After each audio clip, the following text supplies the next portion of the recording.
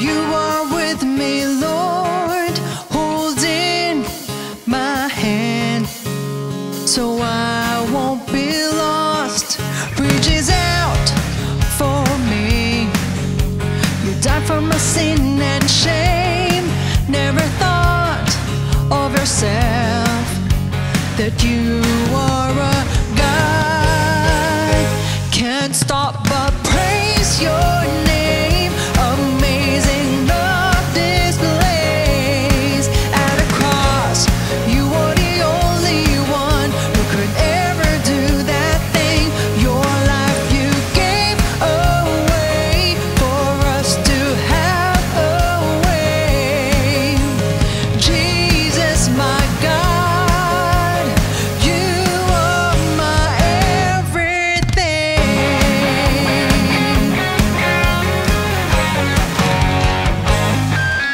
Unafraid I am, for you are with me, Lord, holding my hand, so I won't be lost. Reaches out for me. You died for my sin and shame. Never thought of yourself that you are a God. Can't stop but praise your name. Amazing love displays. At a cross, you are the only one who could ever do that thing. Your life you gave away for us to have away. Jesus, my God, you are my everything.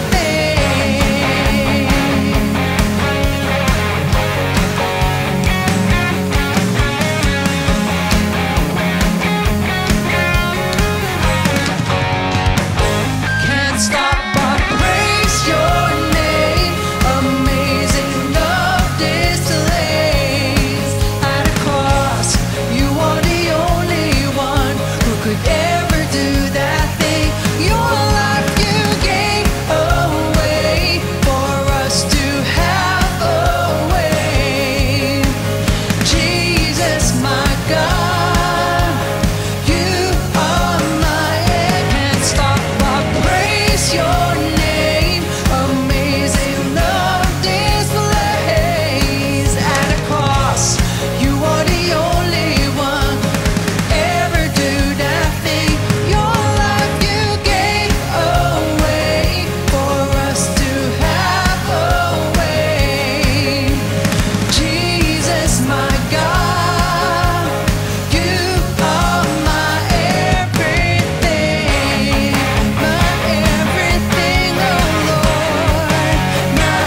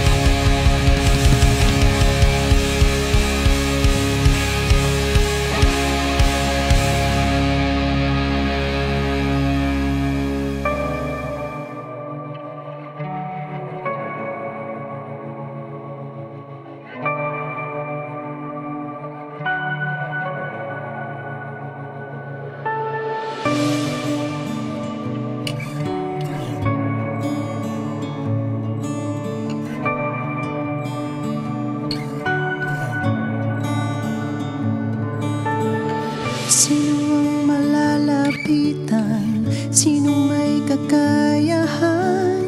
Sino ang makakatulong? Sino nga ba ang daan? Sino nga ang aking? Ako ay magtitiwala pagkat siya'y dakila. Ako'y nananampalataya, tunay ang kanyang salita.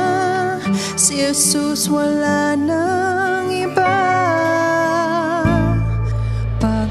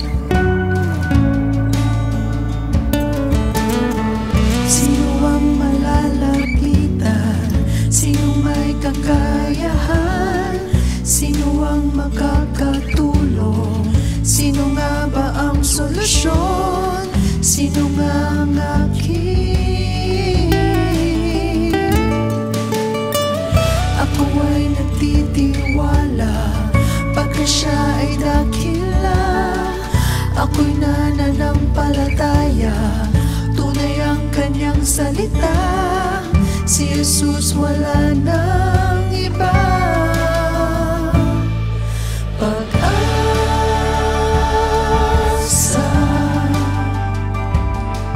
pag-asa,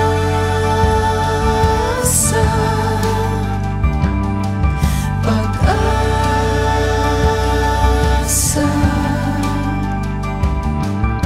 Panginoong Jesus, tulungan mo ako.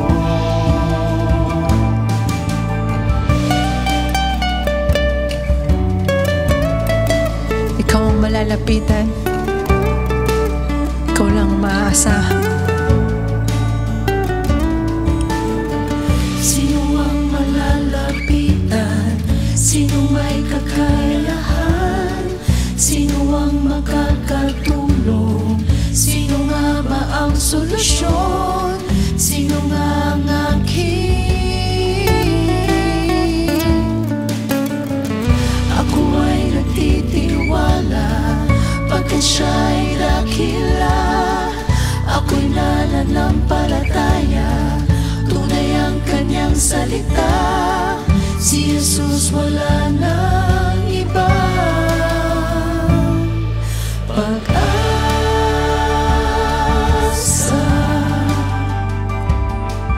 pag-asa,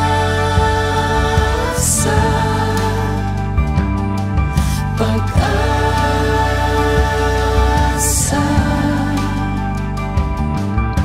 Panginoong Jesus, tulungan mo ako. Kaibigan ko, kanlungan ko, sandigan ko. Salamat sa iyo, dakila ka, dakila ka. Ikaw ang kaibigan ko, kanlungan ko, sandigan ko. Salamat sa iyo, dakila ka, dakila ka, Jesus.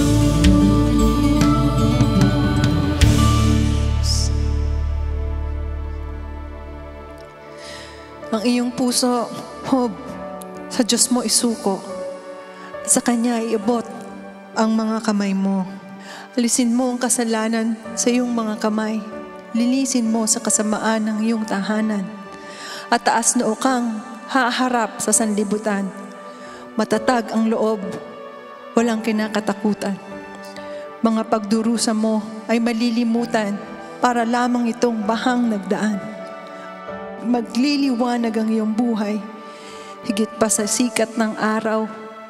Ang buhay mong nagdilim ay magbubukang liwayway. Papanatag ang buhay mo at mapupuno ng pag-asa. Iingatan ka ng Diyos at bibigyan ng pahinga. Wala kang kaaway na katatakutan. Maraming lalapit sa iyo upang humingi ng tulong.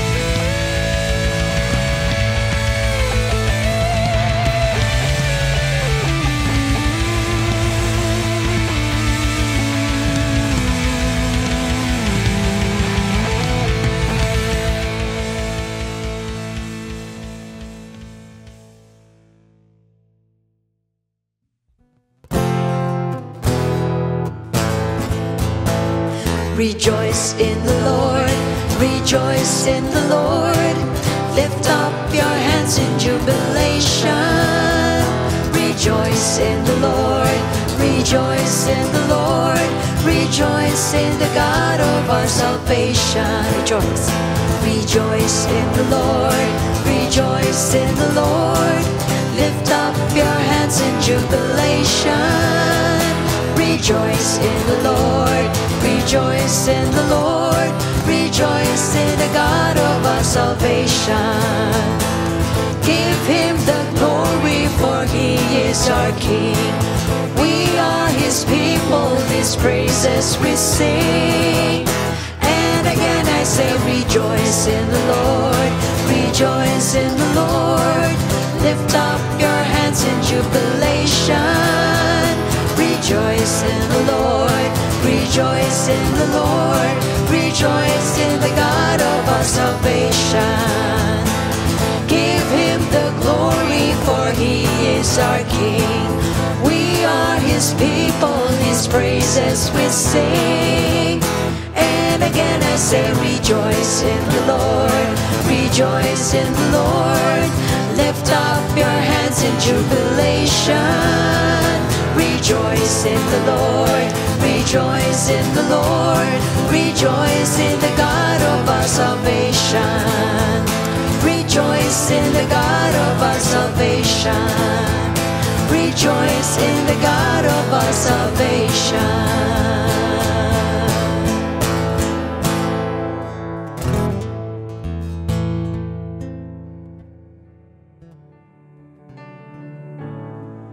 Lord, minsan pa kami po'y nagpapasalamat sa iyo sa kalakasan.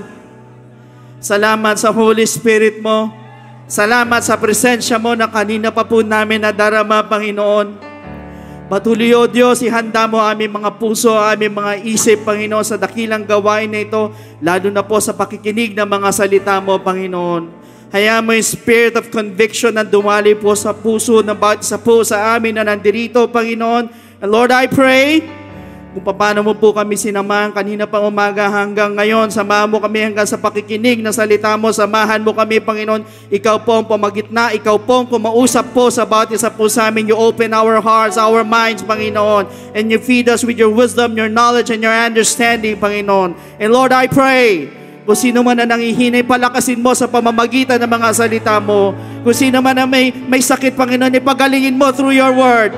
Kung sino man, Panginoon, ang agad ng kailangan ng encouragement, Panginoon, palakasin mo sa pamamagitan ng mga salita mo, Panginoon. Lord, ikaw na po ang manguna po sa amin. Natala mo, Panginoon, na wala po kami magagawa kung wala ka, Panginoon. Hayaan mo, Panginoon, na pumasok kami sa lugar na ito na mahihinay. Uuwi kami na malalakas, taglay-taglay ang kagalakan sa aming mga puso, Panginoon. Ikaw na po ang manguna, Panginoon, at hayaan mo, Panginoon, ikaw ang manguna sa akin, Panginoon, dahil wala po akong magagawa kung wala ka, Panginoon. Ikaw po ang magsalita, ikaw po ang kumausap sa bawat isa po sa amin. Panginoon, again, we claim the victory in our lives today. In your most precious and wonderful name, in the name of Jesus. Amen and amen. Praise the Lord sa pumapagpalang umaga po sa inyo po lahat. Maraming salamat sa Panginoon for this opportunity. Ganyan po sa ating pong beloved Bishop Louie and Pastor Norma. Salamat at muli nabigyan na naman po tayo ng pagkakataon na makapag-share po sa inyo ng salita ng ating Diyos na buhay. Salamat din po sa ating po mga elders na nandirito na walang sawa na nakasuporta po sa atin magmula yan umaga, first hanggang third service po natin. Andiyan po sila na sinusuportahan tayo. Ganyan din po sa lahat ng ating po mga diaconates, sa mga leaders po na nandirito. Salamat din of course sa lahat po ng mga members na nagtsatsaga po na every Sunday, kahit minsan malayo, minsan mahal ang pamasahe, minsan mainit, pero nandirito pa rin po kayo. So salamat po sa inyo pong suporta. So alam ko po, we are all excited at napakahalaga po ng ating pong pag-aaralan or papakinggan ngayong umaga. So I would like to request everybody na pakinggan po natin, maigihayaan natin ang Diyos po ang kumausap po sa atin sa umaga pong ito. So sa pagkakataon pong ito, sa hindi po pagtatagal, if you have your Bibles, you can turn your pages in the book of Joshua chapter 2 verses 1 to 6. Ang sabi po rito, Now, Joshua the son of Nun sent out 2 men from Acacia Grove to spy secretly, saying, Go, view the land, especially Jericho. So they went and came to the house of a harlot named Rahab, and lodged there.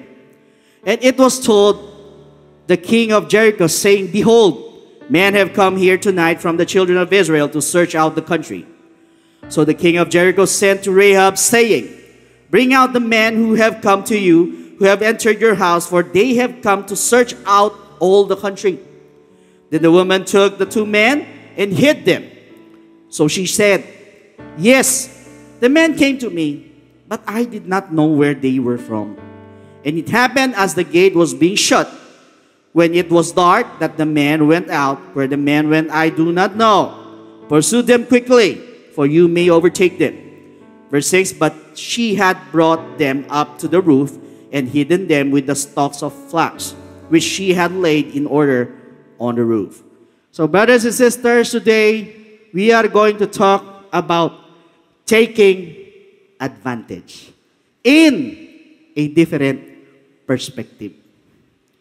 For our information, pag sinabi po nating taking advantage, we cannot take advantage without an opportunity. Tama or tama? At ito po ay isa pong pagkakataon na hinahangad or iniintay po ng maraming tao. At pag sinabi po nating opportunity, iba't ibang klase po ang oportunidad or opportunity. Katulad po sa mga tao who are severely sick. Some are waiting for the opportunity to take advantage na gumaling. At yun naman mga tao na may problema sa pamilya, for example, hinihintay po nila yung opportunity na ma-take advantage din po para maiayos ang relasyon nila sa pamilya. At hindi lang po yan, pagdating po sa hanap buhay or sa negosyo, marami din ang umaasa na magkaroon po ng opportunity, again, para i-take advantage ang mga job offers or yung mga businesses po to earn a living. At naniniwala po ako, pagdating sa biblical perspective, ay meron din pong binibigay na opportunity po sa atin ng Diyos that we need to take advantage. Kailangan nating samantalahin o i-take advantage. And one of the best example is found in Joshua chapter 2 verse 1. Kanina binasa po natin ito. Now Joshua the son of Nun sent out 2 men from Acacia Grove, Shittim, to spy secretly, saying, Go, view the land, especially Jericho. So they went and came to the house of a harlot named Rahab and lodged there. So dito po, si Joshua po was following a Mosaic president. At ginawa niya po ito dahil alam niya po kung gaano po kadisastrous or kadelikado po yung pong unang mission po ng mga espiya who went to Canaan sa Numbers chapter 13. At nandoon din po yung pong kumpiyansa niya sa Israel, sa bansang Israel, that Israel was now ready to trust Yahweh's word. Yahweh in the Old Testament, na nandun nagtitiwala sila sa salita ng Diyos or sa Diyos mismo. At yung presence po to give them military victory. However, kung mapupuna po ninyo, ang sabi po ng talata, binanggit po na mag-i-spy po sila secretly. Now the question is, bakit sinabing secretly? Because this was to be done quietly. Kaya secretly binanggit. Ibig sabihin, tahimik. Hindi sila pwedeng mag-ingay. Bakit? Dahil po dun sa nature ng mission. At dahil po dun sa previous na experience po ng mga Hudyo, dun po sa pagpapadala po ng mga espiya. So apparently, yung pong salitang Shittim, it means stream of Acacia in Numbers chapter 33 verse 49. Kayo na lang po magbasa. So ito pong site was also the local of Israel's idolatry with the Canaanite fertility cult sa Numbers 25 verse 1. At ito po ay matatagpuan sa eastern side ng Jordan, sa northern border ng land of Moab, parte po siya ng the plains of Moab. So at ang acacia wood po ay isa po medyo maitim po siya at medyo matigas po na wood or kahoy na ginagamit po ito extensively sa tabernacle as found in Exodus 25 tsaka 26. So but it is often po translated as shittim wood. So aside from that, sa verse 1 po, Joshua gave them 2 orders or 2 commands. First, ang sabi po ni Joshua, go. So this is an imperative word. Ibig sabihin, command po ito, utos. So it is expressing a command rather than a question. Second, ang sabi ni Joshua, view. So it also is an imperative word. So command po, dalawa. So ibig sabihin, dalawang command po or dalawang utos po ang binigay po sa kanila. Kaya lang po ang tanong, saan po at kanino po sila pupunta?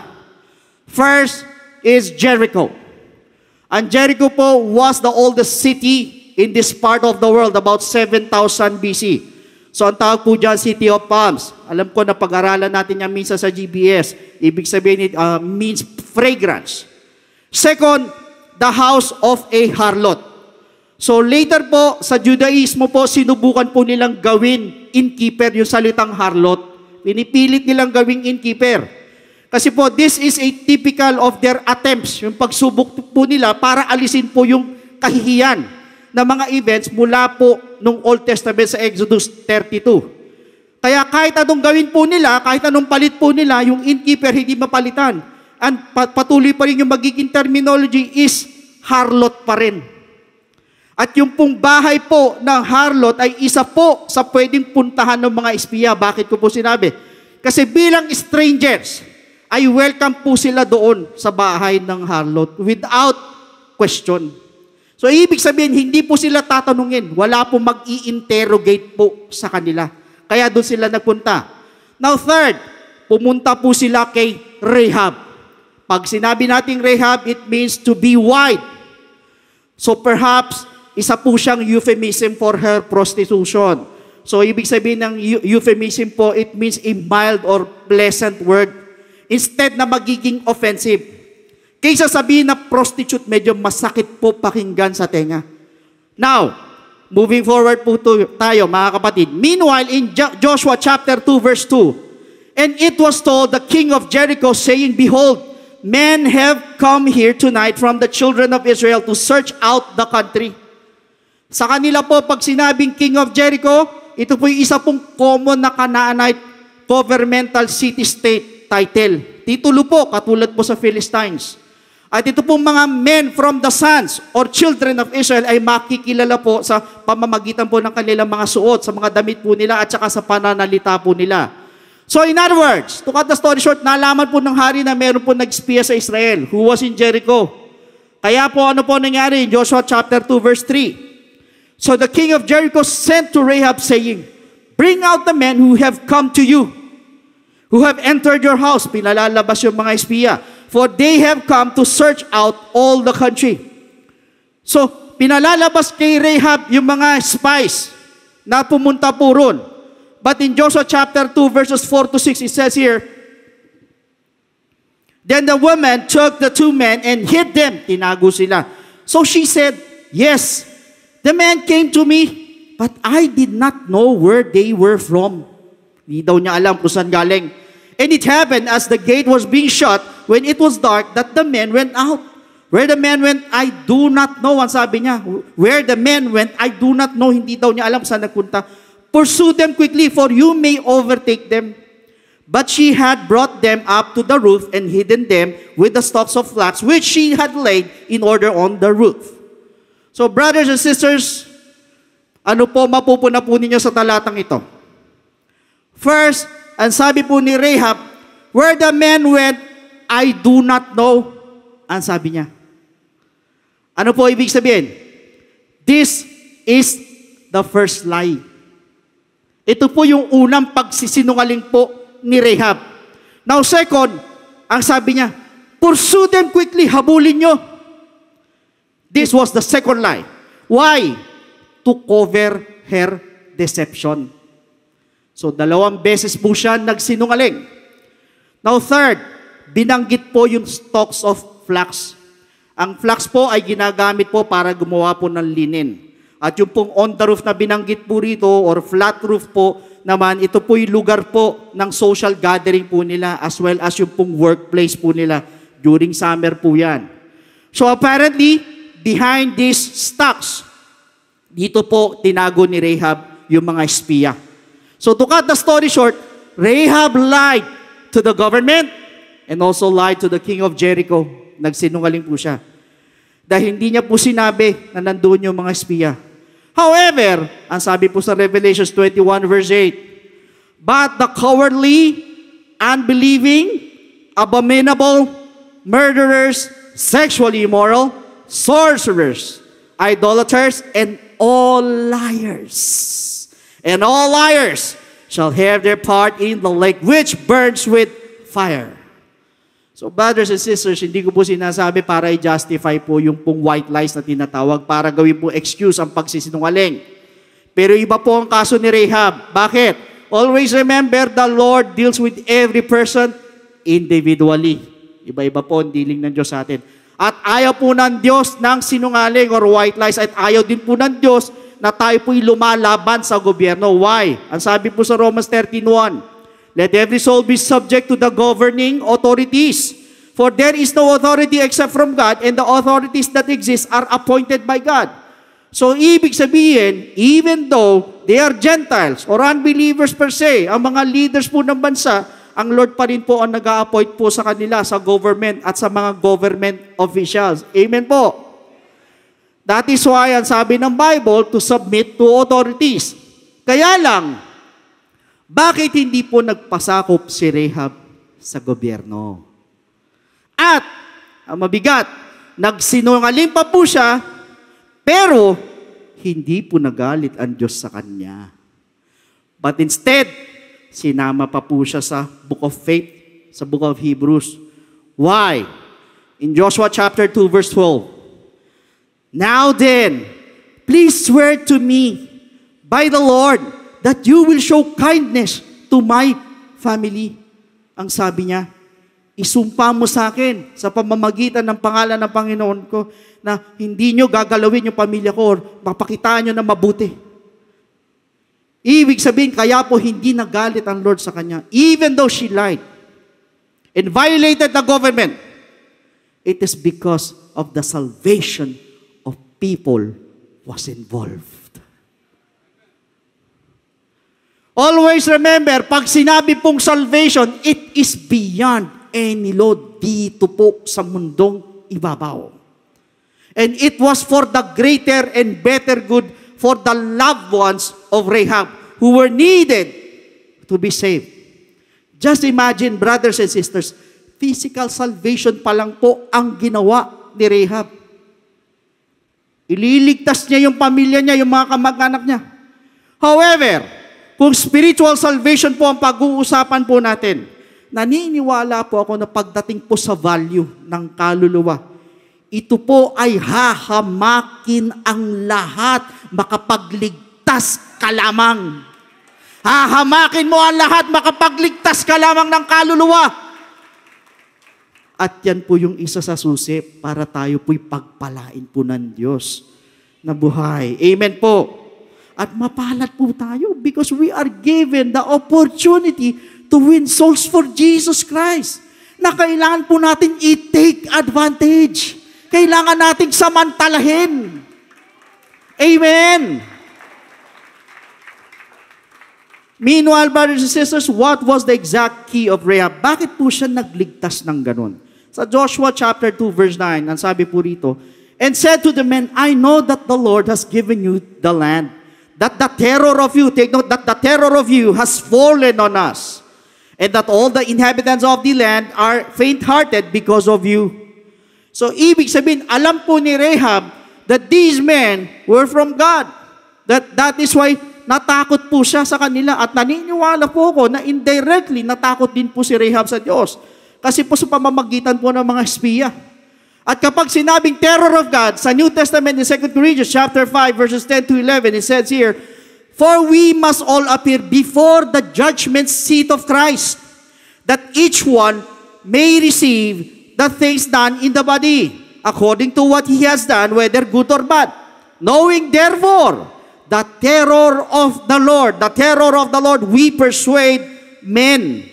So, meaning to say, it simply means judgment. However, sa case po ni Rahab at ng Jericho, judgment will come upon them. Because ito po mga Israelita are going to conquer them. at papatayin po silang lahat. Kukunin yung mga ari-arian po nila. So kung mapupuna po ninyo, bababa po yung judgment sa kanila, pero hindi po sinabi na si Rahab lumipat na ibang lugar, sa kabila ng papatayin sila, hindi rin po sinabi na nag-alala siya, nagmukmuk siya, or sinisi niya ang Diyos, hindi po sinabi. Moreover, sa Joshua chapter 2 verse 11, and as soon as we heard these things, our hearts melted. Neither did there remain any more courage in anyone because of you. For the Lord your God, He is God in heaven above and on earth beneath. So, ibig sabihin, the hearts of these people around them were melted, nanghina. And take note, are left with no courage. Pinanghinaan ng loob. Ibig sabihin, natakot po silang lahat. Pero, ano po ang ginawa ni Rahab? Sa verse 12 po ng Joshua chapter 2. Now then, please, swear to me by the Lord. Isumpa mo sa akin sa pamamagitan ng ating Panginoon. Brothers and sisters, yung ganito pong klase ng salita was a common practice involving God's name. Dinadamay ang pangalan ng Diyos, nagsumumpa siya. Yan po'y common practice sa kanilang mga pang-araw-araw na buhay as found in Joshua chapter 9 verse 15. The fact na gusto niya po ng oath in Yahweh's name, ay pinapakita po niya yung kanya pong pananampalataya sa Diyos. Kaya po sinabi ni Rahab yun. So brothers and sisters, yung sitwasyon nila na darating ay hindi po maganda dahil papatayin sila. Pero ang nasa isip niya ay kailangan ma-save sila. That is why ano po ginawa niya? She took advantage of it. Para ma-save po yung lahat ng mahal niya sa buhay. Sinabi niya sa mga tao na isumpa ninyo sa akin na hindi nyo sila sasaktan. Pero kung mapupuna po ninyo sa atin, katulad po na nangyari sa kanila, nakikita natin ang krisis. Ang iba bagsak sa financial, ang iba ang bibigat ng sakit that is making their lives difficult and are surrounded by negativities. Kaya yung mga mahal natin sa buhay, ang nangyayari, natatakot ng iba. Ay iba, hindi alam ang gagawin, naguguluhan dahil sa bigat ng problema. Pero kung mapapansin po ninyo, ano ginawa ni Rahab sa kabila ng chaos? She took advantage, yung takot ng mga mahal niya sa buhay. Tinake advantage niya. Hindi ko po sinasabi ito na para matuwa tayo dahil marami pong problema at natatakot po yung mga mahal natin sa buhay. But rather, it is an opportunity for us to take advantage of their situation para madala po natin sila sa ating Diyos.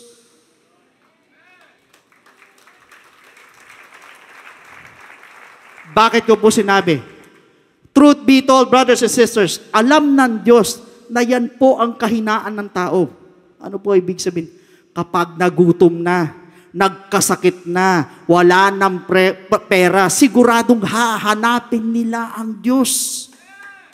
Siguradong hahanapin ang Diyos niyan. Why? Dahil alam po ng Lord, pag wala tayong problema, ay maaari makalimutan natin siya. At ang iba, talagang nakalimutan na siya ng tuluyan.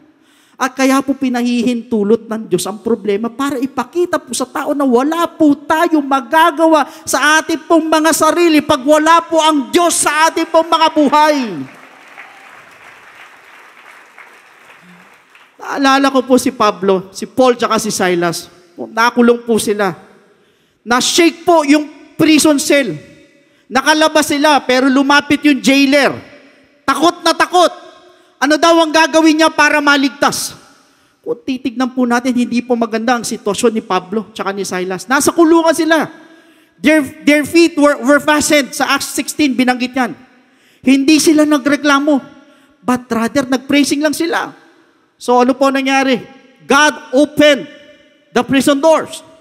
At binigyan sila, matindi, binigyan po sila ng opportunity to share Jesus Christ doon sa jailer.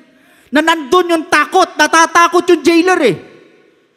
They took advantage of it. Yung takot ng jailer, sinamantala nila. Kaya anong tanong ng jailer sa kanila, what must I do to be saved? Ano ang sabi ni Paul? Believe on the Lord Jesus Christ, you and your household. Sinamantala nila yun, takot na yun. And I just want you to know na alam po ng Lord ang ginagawa niya.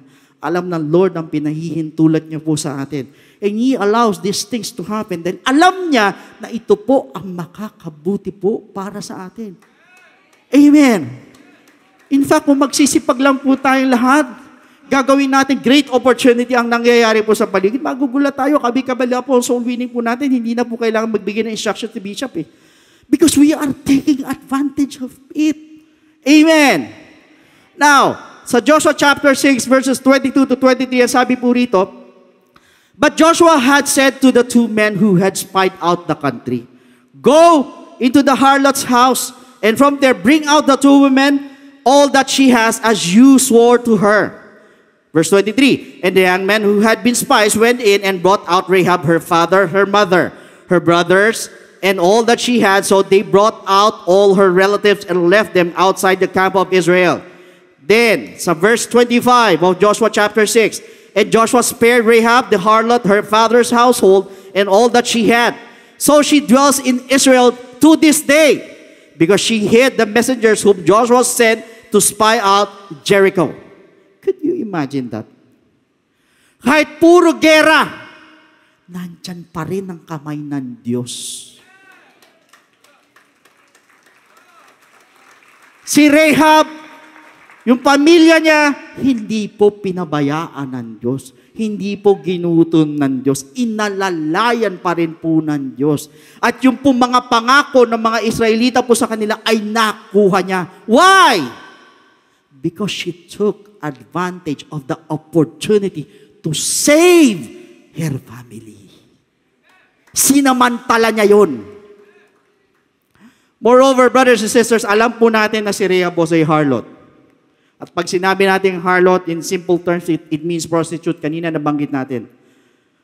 At naiisip nyo ba, ano ang nasa mind ng isang prostitute? Naniniwala po ako, most likely, nasa mind niyan, puro kalayawan, pagpapaganda, pagkita ng pera. Yan lang naman madalas ng dahilan. Pero kung mapupuna po ninyo, iba po si Rahab.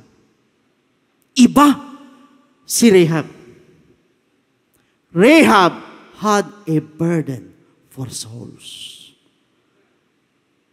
Just imagine, kung yung harlot or prostitute nagkaroon ng burden sa soul, ibig sabihin dapat mas lalo po tayong may burden sa kaluluwa.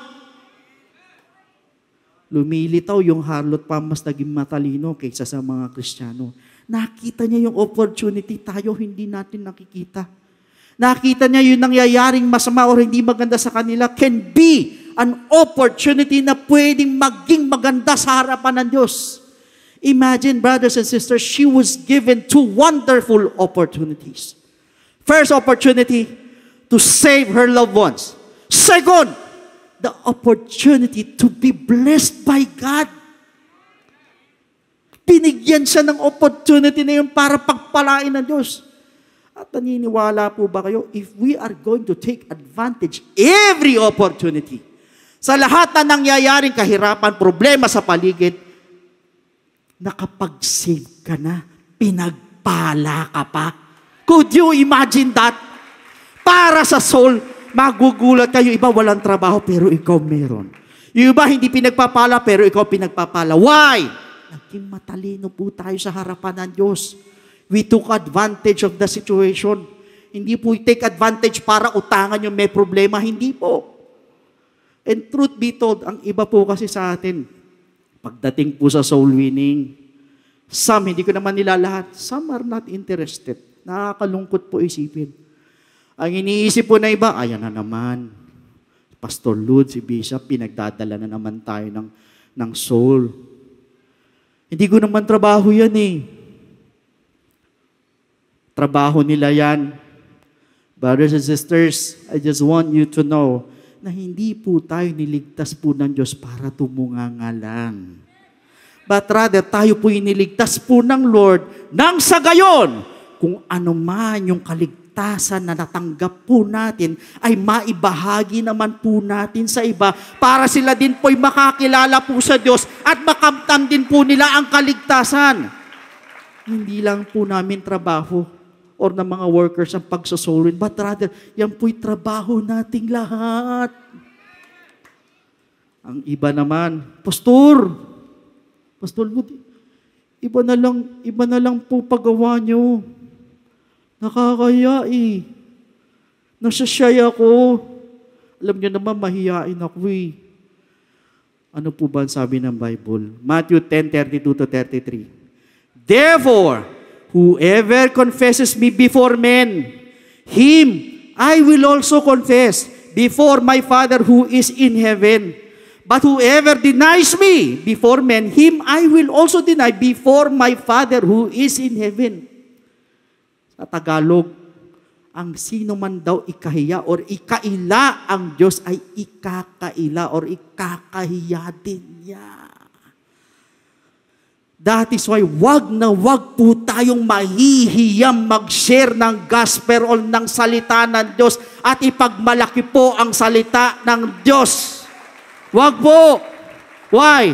Ano po sabi ni Pablo, Romans 1:16? For I am not ashamed of the gospel of Christ, for it is the power of God to salvation for everyone who believes.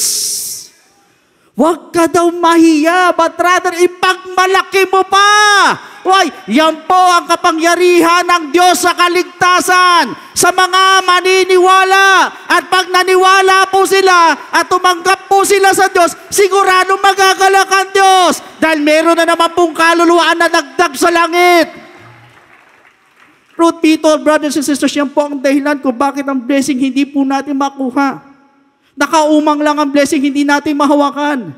Dahil nakikita po ng Diyos yung mga puso at isip po natin eh.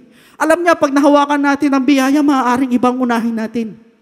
Na instead na magdala ng kaluluwa sa paanan niya, at hindi lang po yan.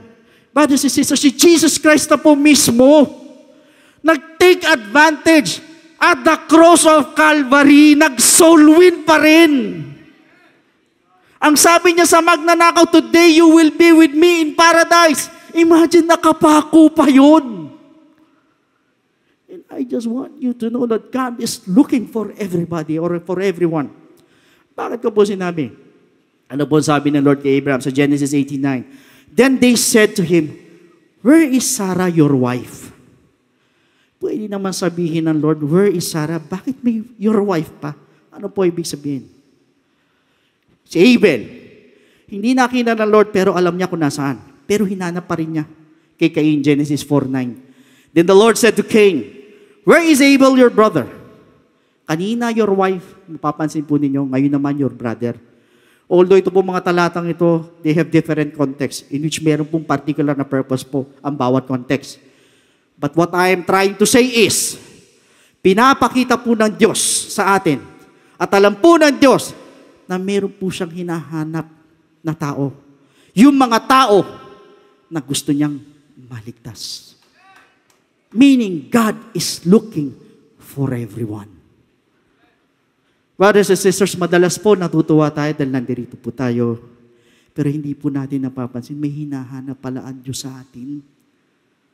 At yan po ang tanong ng Diyos sa bawat isa po sa atin na nandirito. Where is your husband, brother, sister? Where is your wife? Where is your relatives? Or yung kapatid mo? Where is your office mates? Your classmates? Even your friends? Your neighbors? Nasaan sila? Yan po ang tanong po ng Diyos sa atin. Kailan po makakasagot niyan? Meaning to say, we need to take advantage yung mga nangyayari sa paligid para makakilala din po sila sa ating Diyos. Huwag po tayo pumayag na tayo lang, linggo-linggo tayo lang ang nakikita. Dapat linggo-linggo may nadadagdag, dumadami po tayo. Bakit? Dahil tinitake advantage po natin. Unfortunately po kasi, most of us, or karamihan po sa atin, ang iba, ang laman po ng isip, paano kikita na maganda, paano lalakas ang kita, lalaki ang kita, kung paano makakaalis sa problema. Naniniwala po ba kayo, all the more na inaalala po natin yan, lalo tayong mawawalan? Subukan mo, unahin po natin ang kaluluwa, magugulat ka pa eh. All these things shall be added unto you. Why? Inuna mo siya. Hindi ka na maghahanap kusa kang ibe-bless ng ating Panginoon. Bakit ko po sinabi? Brothers and sisters, meron po akong kilala. Pastor, grabe po ang burden sa kaluluwa. Share dito, share doon, gawa rito, gawa doon, soul win dito, soul win doon. Kung ano sabihin sa kanya, sunod lang. Alang-alang sa kaluluwa. Pero ano po ginawa ng Diyos? Grabe po yung blessing sa kanya. Nag-uumapaw. Brothers and sisters, kung kumita po siya ng pera na hindi niya po ina-expect, take note, hindi niya po hinanap yung blessing. Pero kusang dumating po sa kanya. Ganon siya pinagpala ng Diyos. Ano po ibig sabihin? Ang nasa isip at puso po niya ay magdala ng kaluluwa at naniniwala po ako if God will see our burdens sa ating po mga puso. Ang Lord po mismo ang hihipo sa puso ng mga yan. Kaya nga yung pastor natin nakakapagdala ng kaluluwa eh. Inihipo ng Diyos eh. Now, bakit ko po sinabi? Acts 16:14. The Lord opened her heart to hear the things spoken by Paul. So, ibig sabihin, ang Diyos po ang nagbubukas ng puso. Papaano niya po bubuksan? Brothers and sisters, sa pamamagitan po ng mga problema na yan, hahanapin po nila ang Diyos. And when they do, doon po sila bubuksan ng Diyos. At kapag binuksan po sila ng Diyos, then that will be the open door for us para makapenetrate po ang salita ng Diyos sa kanilang mga puso. And as a result, Hebrews 11:31, by faith, the harlot Rahab did not perish with those who did not believe. So, brothers and sisters, if we believe at ginawa po natin ang salita ng Diyos, ang utos ng ating Panginoon, we will not perish. And those who believe, you will succeed. You will prosper, and you will be saved. Now, naniniwala po ako na lahat tayo ay mayroong pananampalataya. Taas ang kamay yung wala. Wala magtataas. Kaya ako sinabi at naniniwala na may pananampalataya, kaya nga kayo nandirito lang. Lahat tayo mayroong faith. Sa kabila na maraming problema. Kaya po sa Hebrews 11:31, by faith, ang tanong, paano nakita po ang faith ni Rahab? Still on the same verse. When she had received the spice with peace. Sabihin mo sa katabi mo, peace. Yan po yung mga spice na pinadala po ni Joshua na naging problema ni Rahab. But she received them or she received the problem or accepted the problem with peace. Not with fears or worries. Imagine, she was at peace. May kapayapaan. Kung tutuusin, lulupigin sila, kukonquer sila eh. Pero may kapayapaan. Bakit? Kahit alam niya na dudurugin ang bansa nila, nagligtas pa rin po siya. Ang nasa isip niya, salvation pa rin. Ibig sabihin, even though we have problems, hindi naman nawawala, we will still be at peace. Payapa ka pa rin. Kung every Sunday lang, dala natin, soul, kaliwa, kanan, hindi na siguro kailangan sumigaw pa ng mga preachers dito na magdala tayo ng kaluluwa. Matik na po yan. Magiging lifestyle na po natin yan. Why? Because we are at peace. At yan po dapat yung heartbeat po natin bilang mananampalataya. Soul winning. Kaluluwa. In other words, it is not a matter of hardship, but it is a matter of winning souls for Jesus Christ and taking advantage of the unpleasant situation.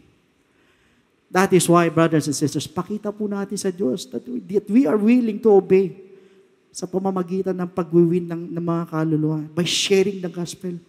Whatever we do, wherever we are, wherever we go, sino man na makaharap natin, makausap po natin, you must take that advantage at yung opportunity to win souls for Jesus Christ. Palakpakan mo natin natin, Panginoon. So, brothers and sisters, sa pagkakataon po ito, I'll give you 1 minute to pray. Nakaupo lang kayo dyan. Pag-pray po natin, yung mga kaluluwa na nais po natin or gusto nating dalhin sa paanan ng ating Panginoon, na ipaisip po sa inyo ng Diyos yung mga kaluluwa na nangangailangan, na nandun, na nalulugmok sa problema, bigat na bigat. Samantalahin po natin yung opportunity na madala natin sila sa ating Panginoon. We need to take advantage of it, brothers and sisters. At naniniwala po ko na ang Diyos po ang magbubukas po ng kanila po mga puso. Just 1 minute, pag-pray nyo, ipaisip sa inyo ng ating Panginoon kung sino man yung gusto po ninyong dalhin sa paanan po niya.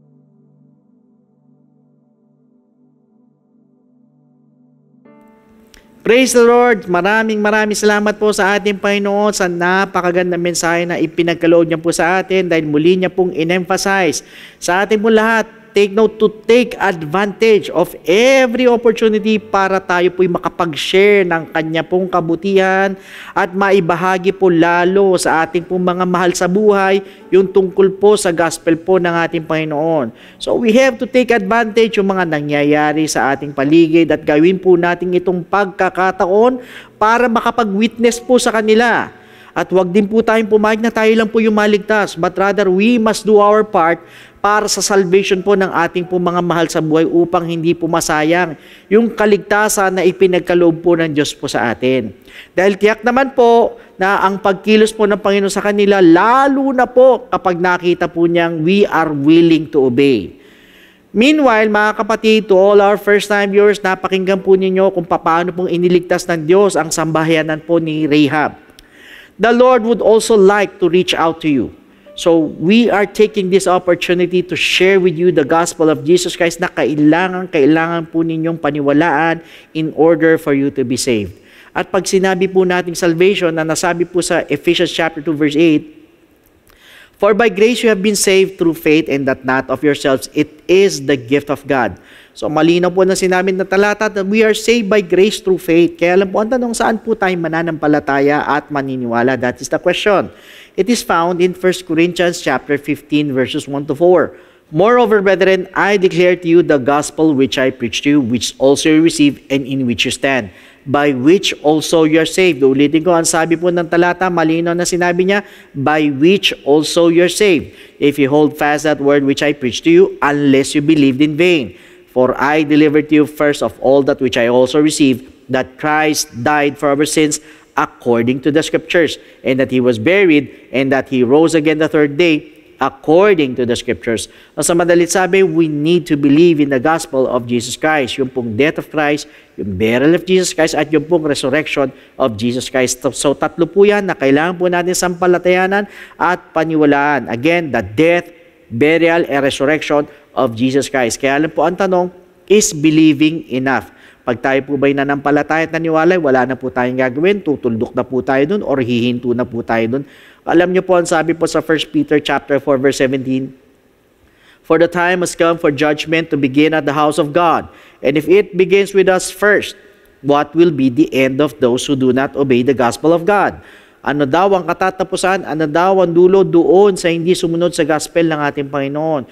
So sa madalit sabi, the gospel of Christ must be obeyed. Pag tayo po'y nanampalataya, tayo po'y naniwala, kailangan lakipan po natin ang pagsunod. Hindi po tayo matatapos sa believing, but rather we need to obey the gospel of Jesus Christ. Kaya lang po, another question is, how will you obey?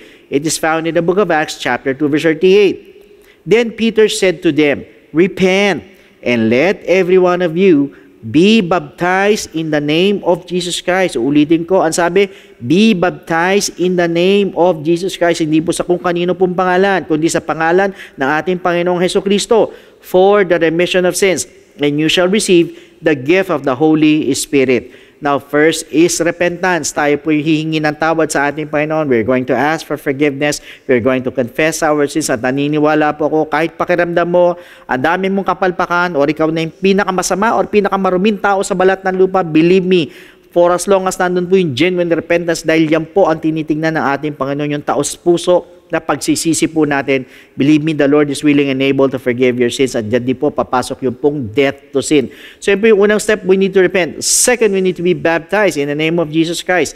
So tayo naman po ibabautismuhan sa tubig. So ilulubog po tayo sa tubig in the name of Jesus Christ po yan. At ang sabi po sa Romans chapter 6 verse 4, therefore, we were buried with Him through baptism into death. Ulitin ko, we were buried with Him through baptism into death, that just as Christ was raised from the dead by the glory of the Father, even so we also should walk in newness of life.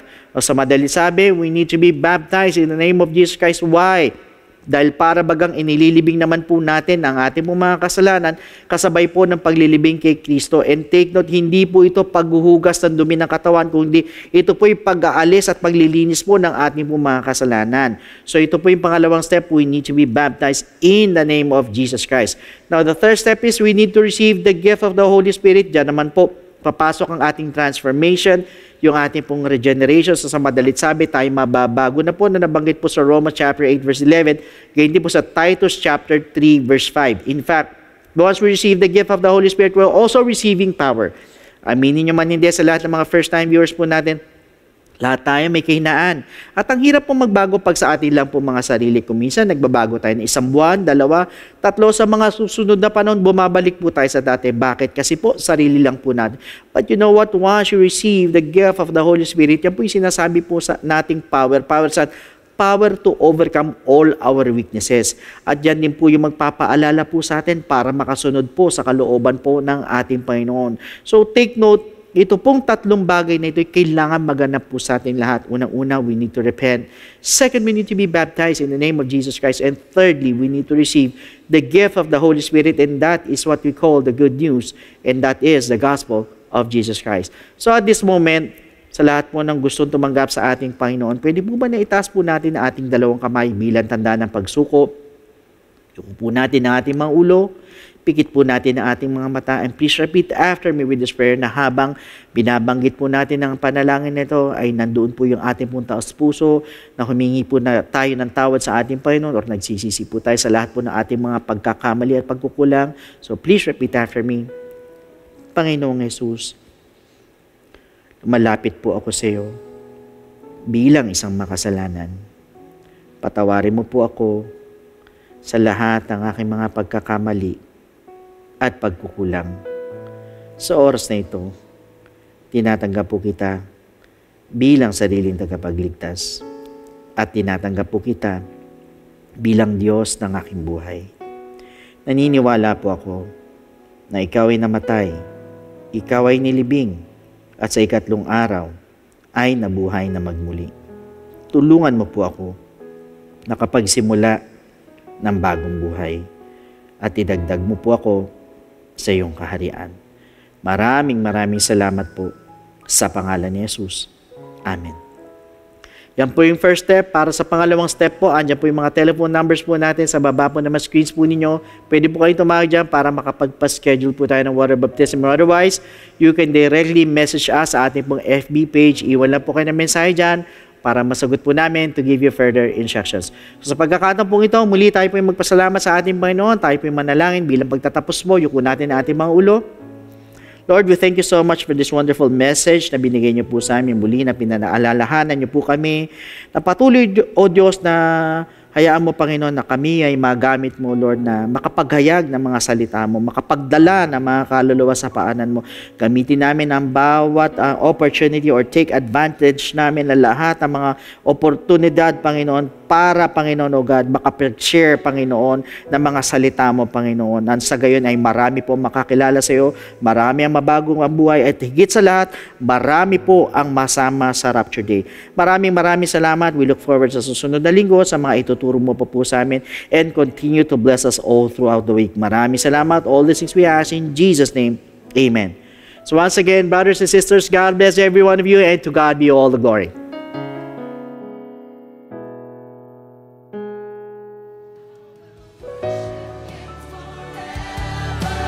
Love Him forever, because this God is too good. I will worship Him forever, love Him forever, because this God is too good. I will worship Him forever, love Him forever, because this God is too good. I will worship Him forever, love Him forever, because this God is too good. Jesus is so good. For the Lord is compassionate. He loves us so Slow to anger. He is abounding in love. His mercy is eternal. so great. His mercy endures forever to those who love Him and to those who fear Him.